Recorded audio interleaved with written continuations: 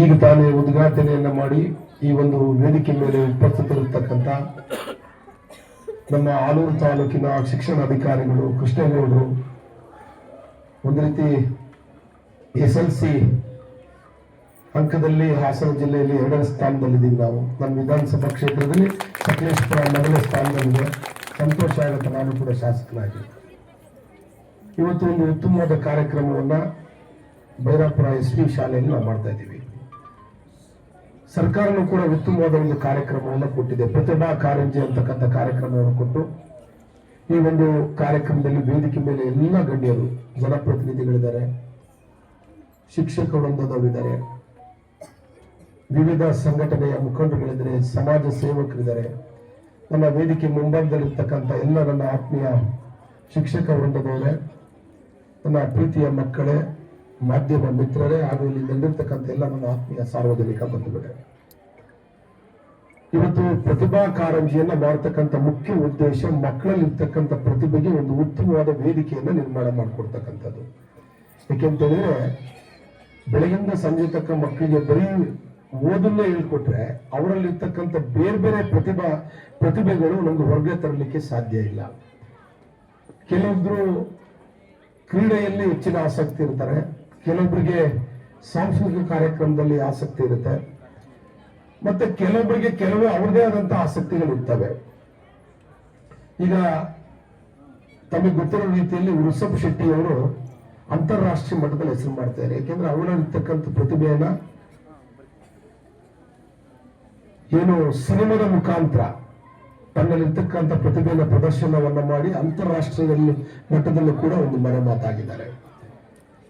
ಕೇವಲ SLC ಓದಿದಂತ ಒಬ್ಬ ಸಚಿನ್ ತೆಂಡೂಲ್ಕರ್ ಅಂತಕ್ಕಂಥ ಯುವಕ ಅಂತಾರಾಷ್ಟ್ರೀಯ ಮಟ್ಟದಲ್ಲಿ ಒಂದು ರೀತಿ ಕ್ರಿಕೆಟ್ಗೆ ಅಂತ ಹೇಳಿದ್ರೆ ಸಚಿನ್ ತೆಂಡೂಲ್ಕರ್ ಅಂತೇಳಿ ಯಾವ ದೇಶದಲ್ಲಿ ಹೋಗಿದ್ರು ಕೂಡ ಗೊತ್ತಿದೆ. ಈ ರೀತಿಯಲ್ಲಿ ಅವ್ರದೇ ಆದಂತ ಕ್ಷೇತ್ರದಲ್ಲಿ ಅವರೇ ಆದಂತ ಸಾಧನೆಗಳನ್ನ ಮಾಡ್ತಾರೆ. ಇವತ್ತು ಮಕ್ಕಳಿಗೆ ಒಂದು ಉತ್ತಮವಾದ ವೇದಿಕೆಯನ್ನ ನಿರ್ಮಾಣ ಮಾಡಿಕೊಟ್ಟಿದ್ದೀವಿ. ಇವತ್ತು ನಾವು ಸೋಷಿಯಲ್ ಮೀಡಿಯಾದಲ್ಲಿ ನೋಡ್ತೀವಿ, ಎಷ್ಟೋ ಜನ ಮಕ್ಕಳು ಅವರಲ್ಲಿ ಇರ್ತಕ್ಕಂಥ ಪ್ರತಿಭೆಯನ್ನ, ಸಣ್ಣ ಮಗು ಎಷ್ಟು ಚೆನ್ನಾಗಿ ಆಡಳುತ್ತೆ ಅಂತ ಹೇಳಿದ್ರೆ ಅವ್ರಿಗೆ ಆ ಪ್ರತಿಭೆ ಏನು ಗೊತ್ತಿರಲ್ಲ. ಕೆಲವೊಂದು ಸಂದರ್ಭದಲ್ಲಿ ಯಾವುದೋ ಅವಕಾಶ ಸಿಕ್ಕಾಗ ಆ ಮಗು ಆಡಳುತ್ತೆ, ಅಷ್ಟು ಕಂಠ ಚೆನ್ನಾಗಿರುತ್ತೆ. ಅಂದ್ರೆ ಅವರಲ್ಲಿ ಇರ್ತಕ್ಕಂಥ ಪ್ರತಿಭೆಯನ್ನ ಗುರುತಿಸಿ ಅವ್ರನ್ನ ಉತ್ತಮ ಮಟ್ಟಕ್ಕೆ ಬೆಳೆಸಬೇಕು ಅಂತಕ್ಕಂಥದ್ದು ಈ ಕಾರ್ಯಕ್ರಮದ ಮುಖ್ಯ ಉದ್ದೇಶ. ನಾನು ಶಿಕ್ಷಕರಿಗೂ ಕೂಡ ಮನವಿಯನ್ನು ಮಾಡ್ತೀನಿ, ಮಕ್ಕಳುಗಳಿಗೆ ಬೆಳಗಿಂದ ಸಂಜೆ ತನಕ ಬರೀ ಪಾಠವನ್ನೇ ಮಾಡಿದ್ರೆ ಖಂಡಿತವಾಗ್ಲೂ ಕೂಡ ಯಾರು ಕೂಡ ಸಕ್ಸಸ್ ಆಗಲಿಕ್ಕೆ ಸಾಧ್ಯ ಇಲ್ಲ. ಪಾಠದ ಜೊತೆಗೆ ಆಟೋಟ ಸ್ಪರ್ಧೆಗಳು ಬೇಕು, ಸಾಂಸ್ಕೃತಿಕ ಕಾರ್ಯಕ್ರಮಗಳು ಬೇಕು, ಹಾಸ್ಯ ಮನೋರಂಜನೆ ಕಾರ್ಯಕ್ರಮಗಳು ಬೇಕು. ಆಗ ಮಾತ್ರ ಅವ್ರಿಗೂ ಕೂಡ ಓದಿನ ಬಗ್ಗೆ ಹೆಚ್ಚಿನ ಆಸಕ್ತಿ ಬರುತ್ತೆ. ಬರೀ ಬೆಳಗ್ಗೆ ತನಕ ಓದಿ, ನನ್ನ ಪೇರೆಂಟ್ಸ್ಗಳು ಕೂಡ ಇದನ್ನೇ ಕರೆ ಕೊಡ್ತೀನಿ, ಮಕ್ಕಳುಗಳಿಗೆ ಆಟ ಆಡ್ತಕ್ಕಂಥ ಸಂದರ್ಭದಲ್ಲಿ ಆಟಕ್ಕೆ ಅವಕಾಶವನ್ನ ಕೊಡಬೇಕು. ಅವರು ಕೂಡ ತಂದೆ ತಾಯಿಗಳಾಗಿ ನಾವು ಅವ್ರಿಗೂ ಕೂಡ ಸಮಯನ ಕೊಡಬೇಕು. ಆಗ ಮಾತ್ರ ಮಕ್ಕಳು ಇರ್ತಕ್ಕಂಥ ಎಲ್ಲ ಪ್ರತಿಭೆಯನ್ನು ಕೂಡ ಹೊರಗಡೆ ತರಲಿಕ್ಕೆ ಸಾಧ್ಯ ಆಗುತ್ತೆ. ಮಕ್ಕಳಲ್ಲಿ ಬೇರೆ ಟ್ಯಾಲೆಂಟ್ ಇರುತ್ತೆ, ನಾವು ದಿನ ಓದು ಓದು ಓದು ಓದು ಅಂದ್ರೆ ಅವರು ನಿಜವಾಗಿ ಇರ್ತಕ್ಕಂಥ ಪ್ರತಿಭೆನ ಹೊರಗಡೆ ತರಲಿಕ್ಕೆ ಸಾಧ್ಯ ಇಲ್ಲ.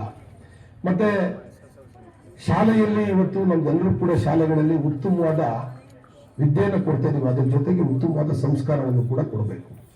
ನಾವೆಲ್ಲರೂ ಕೂಡ ಉತ್ತಮ ಸಂಸ್ಕಾರವಂತರಾಗಿದ್ದೀವಿ, ನಮ್ಮ ಭಾರತೀಯ ಸಂಸ್ಕೃತಿಗೆ ಗೌರವವನ್ನು ಕೊಡ್ತೀವಿ. ನಮ್ಮ ಸಂಸ್ಕೃತಿ ನಶಿಸಿ ಹೋಗಿರೋ ರೀತಿಯಲ್ಲಿ ಮಕ್ಕಳುಗಳಿಗೆ ಯಾರ್ಯಾರು ಯಾವ ಶಾಲೆಗೆ ಭೇಟಿ ಕೊಟ್ಟಾಗ ನಾವು ಯಾವ ರೀತಿ ನಡ್ಕೊಬೇಕು, ಗುರು ಹಿರಿಯರಿಗೆ ಯಾವ ರೀತಿ ಗೌರವವನ್ನು ಕೊಡಬೇಕು, ತಂದೆ ತಾಯಿಗೆ ಯಾವ ರೀತಿ ಗೌರವವನ್ನು ಕೊಡಬೇಕು, ಮನೆಯಲ್ಲಿ ಹಿರಿಯರು ಬಂದಂತ ಸಂದರ್ಭದಲ್ಲಿ ಎದ್ದು ನಿಂತು ಗೌರವವನ್ನು ಕೊಡಬೇಕು ಅಂತಕ್ಕಂಥ ನೀತಿ ಪಾಠವನ್ನು ಮಕ್ಕಳುಗಳಿಗೆ ಮಾಡಬೇಕು. ವಿದ್ಯೆ ಕಲಿತವನು ಕೂಡ ತಪ್ಪು ಮಾಡ್ತಾನೆ, ಆದ್ರೆ ನೀತಿಯನ್ನು ಕಲಿತವನು ಯಾವತ್ತೂ ಕೂಡ ತಪ್ಪನ್ನ ಮಾಡಲ್ಲ. ಇವತ್ತು ನಮ್ಮೆಲ್ಲ ಶಾಲೆಗಳಲ್ಲಿ ವಿದ್ಯೆಯ ಜೊತೆಗೆ ಮಕ್ಕಳಿಗೆ ಉತ್ತಮ ಸಂಸ್ಕಾರವನ್ನ ತಾವೆಲ್ಲರೂ ಕೂಡ ಕಲಿಸ್ಕೊಡ್ತಾ ಇದ್ರ. ಇವತ್ತು ಈ ಒಂದು ಕಾರ್ಯಕ್ರಮದಲ್ಲಿ ಹಲವಾರು ಮಕ್ಕಳುಗಳನ್ನ ನೋಡಿದೆ. ಪಾಪ ಈಗ ಬುದ್ಧನ ಛದ್ಮವೇಷವನ್ನ ಮಾಡಿರೋದಿರ್ಬೋದು, ಬೇರೆ ಬೇರೆ ರೀತಿಯ ಮಕ್ಕಳುಗಳು ಪಾಪ ಟೀಚರ್ಸ್ಗಳು ತುಂಬಾ ಕಷ್ಟಪಟ್ಟು, ಪೇರೆಂಟ್ಸ್ಗಳು ಕೂಡ ಅವ್ರ ಮಕ್ಕಳ ಮೇಲೆ ಇರ್ತಕ್ಕಂಥ ಅಷ್ಟು ಆಸಕ್ತಿಯಿಂದ ತಮ್ಮ ತಂದೆ ತಾಯಿಗಿಂತ ಹೆಚ್ಚಾಗಿ ಶಿಕ್ಷಕರು ಪಾಪ ಮಕ್ಕಳಲ್ಲಿ ಏನೋ ಒಂದು ಮಾಡಬೇಕು ಅಂತಕ್ಕಂಥ ಇಚ್ಛಾಶಕ್ತಿಯಿಂದ ಕರ್ಕೊಂಡ್ಬಂದು ಉತ್ತಮವಾದ ಕಾರ್ಯಕ್ರಮವನ್ನು ಮಾಡಿದ್ದೀರಾ. ಯಾಕೆಂದ್ರೆ ನಾನೆಲ್ಲರಿಗೂ ಹೇಳೋದಿಷ್ಟೇ, ನಾವು ಯಾವುದೇ ಕೆಲಸವನ್ನು ಮಾಡಿದ್ರೆ ಆತ್ಮಸಾಕ್ಷಿಯಾಗಿ ಮಾಡಬೇಕು. ಆಗ ಮಾತ್ರ ಆ ಮಾಡಿದಂತ ಕೆಲಸಕ್ಕೆ ಒಂದು ಗೌರವ ಬರುತ್ತೆ. ಮತ್ತೆ ನೀವು ಮಾಡಿರ್ತಕ್ಕಂಥ ಕೆಲಸಕ್ಕೂ ಕೂಡ ತಮ್ಮ ಮಕ್ಕಳು ಸಮೇತ ಕೀರ್ತಿ ತರ್ತಕ್ಕಂಥ ಕೆಲಸವನ್ನ ಮಾಡ್ತಾರೆ. ನಾನು ಮಕ್ಕಳುಗಳಿಗೆ ಹೇಳೋದು ಇಷ್ಟೇ, ತಾವೆಲ್ಲರೂ ಕೂಡ ಸ್ವದೇಶಿ ವಸ್ತುವನ್ನ ಬಳಸಬೇಕು, ನಮ್ಮ ರಾಷ್ಟ್ರೀಯತೆಯನ್ನು ಮೈಗೂಡಿಸ್ಕೋಬೇಕು. ಯಾಕೆ ಅಂತ ಹೇಳಿದ್ರೆ ಈ ದೇಶ ಉಳಿದ್ರೆ ಮಾತ್ರ ನಾವೆಲ್ಲರೂ ಉಳಿಲಿಕ್ಕೆ ಸಾಧ್ಯ. ಉಕ್ರೇನ್ ಅಂತ ದೇಶನ ತಾವೆಲ್ಲರೂ ಕೂಡ ನೋಡ್ಬೋದು. ಸಾವಿರಾರು ಕೋಟಿ ಆಸ್ತಿಯನ್ನ ಮಾಡಿ ತನ್ನ ದೇಶಕ್ಕೆ ಗಂಡಾಂತರ ಬಂದಂತ ಸಂದರ್ಭದಲ್ಲಿ ನಾವು ಜೀವ ಉಳಿಸ್ಕೊಳ್ಳೋಕ್ಕೋಸ್ಕರ ಇಡೀ ದೇಶವನ್ನೇ ಬಿಟ್ಟು ಓಡೋಡ್ತಕ್ಕಂಥ ಪರಿಸ್ಥಿತಿ ಆಗುತ್ತೆ. ನಮ್ಮ ದೇಶವನ್ನ ಗಡಿಯಲ್ಲಿ ಕಾಯ್ತಿರ್ತಕ್ಕಂಥ ಸೈನಿಕರಿಗೆ ನಾವು ಗೌರವವನ್ನು ಕೊಡಬೇಕೆಂದ್ರೆ ನಾವೆಲ್ಲರೂ ಇಷ್ಟೊಂದು ನೆಮ್ಮದಿಯಾಗಿ ಕೂತಿದೀವಿ ಅಂತ ಹೇಳಿದ್ರೆ ಇದಕ್ಕೆ ಮುಖ್ಯ ಕಾರಣಕ್ಕಂತೂ ನಮ್ಮ ಸೈನಿಕರು, ಹೌದಲ್ವಾ?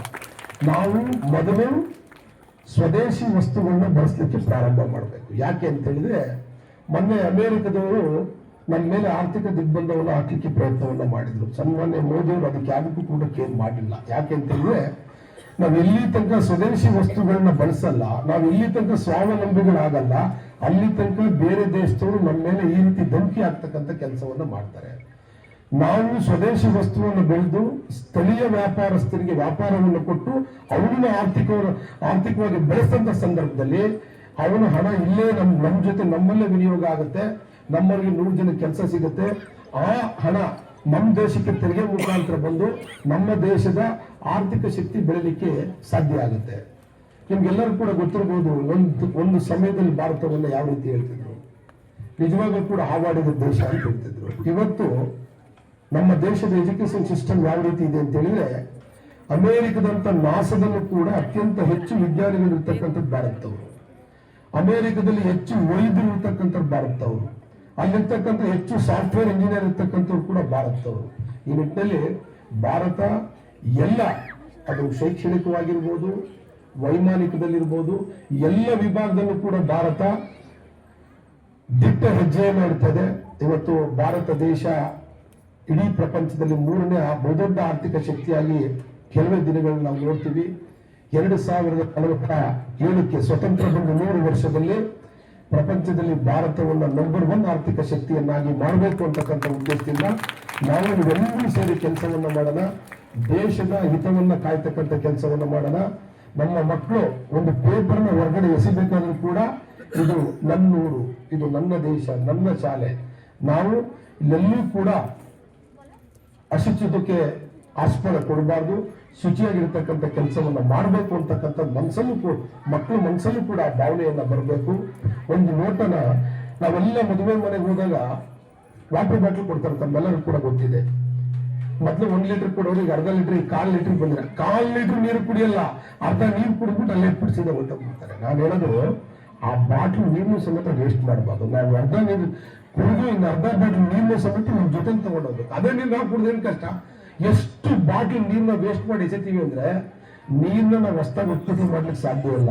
ಇದು ನಮ್ಗೆ ಪ್ರಕೃತಿ ದತ್ತವಾಗಿ ಬಂದಿರತಕ್ಕಂಥ ವಸ್ತು. ಹಾಗಾಗಿ ನಾವೆಲ್ಲೇ ಹೋದ್ರೂ ಸಮೇತ ಆ ನೀರನ್ನ ಕುಡಿದ್ರೆ ಉಳಿದಿರ್ತಕ್ಕಂಥ ನೀರು ಬಾಟಲ್ನ ಜೊತೆಲೇ ತಗೊಂಡೋಗ್ಬೇಕು. ಹೀಗೆ ನಾವು ಡೈರೆಕ್ಟ್ ಆಗಿ ಇಂಡೈರೆಕ್ಟ್ ಆಗಿ ದೇಶವನ್ನು ಉಳಿಸ್ತಕ್ಕಂಥ ಕೆಲಸ, ನಮ್ಮ ಸಂಸ್ಕೃತಿ ಉಳಿಸ್ತಕ್ಕಂಥ ಕೆಲಸ, ನಮ್ಮ ದೇಶವನ್ನ ಶುಚಿಯಾಗಿರ್ತಕ್ಕಂಥ ಕೆಲಸ ನಾವೆಲ್ಲರೂ ಸೇರಿ ಮಾಡೋಣ, ಸ್ವದೇಶಿ ವಸ್ತುಗಳನ್ನ ಬಳಸೋಣ ಅಂತೇಳಿ ಸಂದರ್ಭದಲ್ಲಿ ಈ ಒಂದು ಸುಂದರ ಕಾರ್ಯಕ್ರಮವನ್ನು ಅತ್ಯಂತ ಅಚ್ಚುಕಟ್ಟಾಗಿ ಆಯೋಜನೆಯನ್ನ ಮಾಡಿದ್ದೀರಾ. ಈ ಒಂದು ಕಾರ್ಯಕ್ರಮಕ್ಕೆ ಸರ್ಕಾರದಿಂದ ಬರ್ತಕ್ಕಂಥ ಸೌಲಭ್ಯ ತುಂಬಾ ಕಡಿಮೆ, ಆದ್ರೂ ಸಮೇತ ತಾವೆಲ್ಲರೂ ಕೂಡ ಸ್ಥಳೀಯ ಸಂಪನ್ಮೂಲಗಳಿಂದ ತಾವೆಲ್ಲರೂ ಕೂಡ ಶ್ರಮಪಟ್ಟು ಈ ಒಂದು ಉತ್ತಮವಾದ ಕಾರ್ಯಕ್ರಮವನ್ನು ತಾವೆಲ್ಲರೂ ಕೂಡ ಮಾಡಿದ್ದೀರಾ. ಈ ಕಾರ್ಯಕ್ರಮದ ಯಶಸ್ಸಿಗೆ ಪ್ರತ್ಯಕ್ಷವಾಗಿ ಪರೋಕ್ಷವಾಗಿ ಸಹಕರಿಸಿದಂತ ಹಲವಾರು ದಾನಿಗಳು ಈ ಒಂದು ಸಂದರ್ಭದಲ್ಲಿ ಹಾಜರಿದ್ದಾರೆ. ಎಲ್ಲರಿಗೂ ಕೂಡ ಅನಂತರ ಧನ್ಯವಾದವನ್ನು ಹೇಳ್ತಾ, ಮಕ್ಕಳು ಈ ಒಂದು ಸ್ಪರ್ಧೆಯಲ್ಲಿ ಪಾಲ್ಗೊಂಡು ಇಲ್ಲಿಂದ ಜಿಲ್ಲಾ ಮಟ್ಟ, ಜಿಲ್ಲಾ ಮಟ್ಟದ ರಾಜ್ಯ ಮಟ್ಟ, ಅಂತಾರಾಷ್ಟ್ರೀಯ ಮಟ್ಟದಲ್ಲಿ ನಮ್ಮ ಮಕ್ಕಳ ಪ್ರತಿಭೆ ಅನಾವರಣ ಆಗಲಿ ಅಂತೇಳಿ ಈ ಸಂದರ್ಭದಲ್ಲಿ ಹೇಳ್ತಾ, ಈ ಒಂದು ಕಾರ್ಯಕ್ರಮಕ್ಕೆ ನನ್ನನ್ನು ಕರೆಸಿ ಮಾತಾಡ್ಲಿಕ್ಕೆ ಅವಕಾಶವನ್ನು ಮಾಡಿಕೊಟ್ಟಿದ್ದೀರಾ. ನಮ್ಮ ಬರ್ತಕ್ಕಂಥ ಸಂದರ್ಭದಲ್ಲಿ ರಸ್ತೆ ಹಾಳಾಗಿರ್ತಕ್ಕಂಥದ್ದು ನಾನು ಕೂಡ ನೋಡಿದೆ, ನಮ್ಮ ಮುಖಂಡರು ಕೂಡ ಗಮನಕ್ಕೆ ತಂದಿದ್ದಾರೆ. ಖಂಡಿತವಾಗಿಯೂ ಕೂಡ ರಸ್ತೆ ಮಾಡಿಸ್ಕೊಡ್ತಕ್ಕಂಥ ಕೆಲಸವನ್ನು ನಾವು ಮಾಡ್ತೀವಿ ಅಂತೇಳಿ ಈ ಸಂದರ್ಭದಲ್ಲಿ ತಮ್ಮ ಮಾತಿಗೆ ವಿರಾಮ ಹೇಳ್ತೀನಿ. ತಮ್ಮೆಲ್ಲರೂ ಕೂಡ ಒಳ್ಳೆಯದಾಗಿದೆ.